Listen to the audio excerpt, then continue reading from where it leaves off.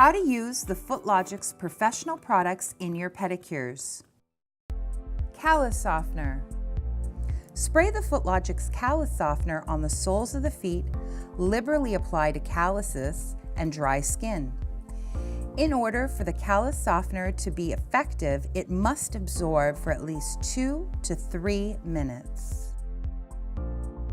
When the skin is no longer wet but slightly tacky, file the soles and don't forget to file around the back of the heels with the sterilizable Footlogix stainless steel file.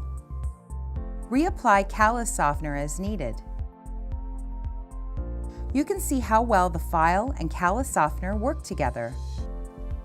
The callus simply rolls off the bottom of the foot with only little pressure required. Once you have finished filing the bottom of the feet, reapply the callus softener and wipe with a soft towel. This will remove any skin debris left behind.